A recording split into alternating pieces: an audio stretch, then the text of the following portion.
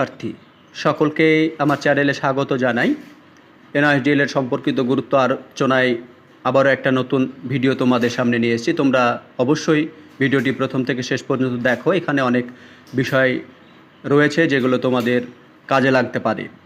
তো প্রথম বিষয় যে কৌশিকদার কেসের আপডেট কি রয়েছে, এটা সবার প্রশ্ন। তবে বলে রাখি, কৌশিকদার যে কেস, শেষ যে আপডেট ছিল, আমরা জানি যে কৌশিকদার কেসটা ডিসমিস হয়েছিল, পরবর্তীতে সিঙ্গেল বেঞ্চ থেকে ডিভিশন বেঞ্চ, এইভাবেই হিমা কোহলি ম্যাডামের কথা অনুযায়ী কেসটা সুপ্রিম কোর্টে যাওয়ার কথা। তবে আমরা জানি যে আমাদের ছুটি চলছে, সেই কারণে আপডেট এখনও আসেনি। তবে আপডেট এলেই জানিয়ে দেওয়া হবে, তোমাদের অসুবিধা নেই।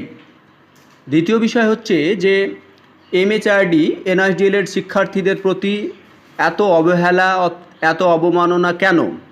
দীর্ঘ কয়েক মাস থেকে এনআইএসডিএল শিক্ষার্থীদের ওপর যে অবিচার করা হচ্ছে, এর দায়ভার কি এমএচআরডিকে নিতে হবে না?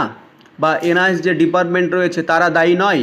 আমরা গুগলে যদি সার্চ করতে যাই যে এনআইএস সম্পর্কে, তো এখনও পাওয়া যাবে যে এনআইএস হচ্ছে একটা নির্ভরযোগ্য প্রতিষ্ঠান বা নির্ভরযোগ্য জায়গা, যেখান থেকে বিভিন্ন ধরনের কোর্স অডিওল মেথডে করা হয় এবং সেখান থেকে যে সার্টিফিকেট পাওয়া যায় সেগুলো বিভিন্ন কাজে লাগে। তাহলে এমএচআরডির তত্ত্বাবধানে এনআইএস থেকে যে ডিএলএড করা হলো, তাহলে সেই ডিএলএড শিক্ষার্থীরা আজ কেন ভুগছে, কেন দুশ্চিন্তার মধ্যে দিয়ে রয়েছে?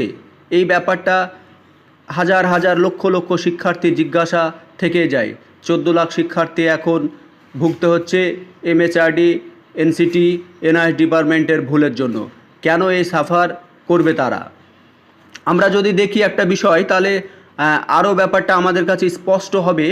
এখানে প্রথমে যেটা রয়েছে সেখানে আমরা দেখতেই পাচ্ছি আমাদের যে প্রধানমন্ত্রী ছিলেন, এখন নতুন প্রধানমন্ত্রী হয়নি, তাই ছিলেন নরেন্দ্র মোদি। তার যে এই যে বিজ্ঞাপন, এই যে নোটিশ আমরা দেখতেই পাচ্ছি, এখানে যদি আমরা দেখি তাহলে লেখা আছে this course is approved by the NCT and MHRD, with is qualification can apply for job anywhere India. মানে ইন্ডিয়ার যে কোনো জায়গা থেকে জায়গায় গিয়ে এই এনআইএস থেকে যদি ডিএলএড করা হয়, এটা এনসিটি এবং এমএচআরডি অনুমোদিত, সেক্ষেত্রে ভারতবর্ষের যে কোনো জায়গায় কিন্তু চাকরি পাওয়া যাবে বা অ্যাপ্লাই করা যাবে। তাহলে যেখানে নরেন্দ্র মোদি একজন প্রাইম মিনিস্টারের বিজ্ঞাপন দিয়ে এত বড় একটা নোটিশ বেরোলো, তারপরে শিক্ষার্থীরা ডিএলএড করলো, শিক্ষার্থীদের বলা হলো যে শেষ সুযোগ, তারপরেও ডিএলএড যারা করেছে এনআইএস শিক্ষার্থীরা, তাদের কেন এই অবিচার করা হচ্ছে? বিষয় আমরা যদি দেখি তাহলে আরও আমাদের কাছে স্পষ্ট হবে। এই জায়গাটায় আমরা যদি দেখি, এখানে লেখায় আছে যে অনলি 2 ইয়ার্স ডিউরেশান, তাহলে এখানে ডিউরেশান উল্লেখ করেই দেওয়া আছে 2 ইয়ার্স, তাহলে আজ কেন 18 মাস বলা হচ্ছে? এর দায়ভার কে নিবে? এখন এনআইএসডিএল শিক্ষার্থীদের যে কাজ, সেটা হচ্ছে এমএচআরডির উপর প্রেশার তৈরি করা।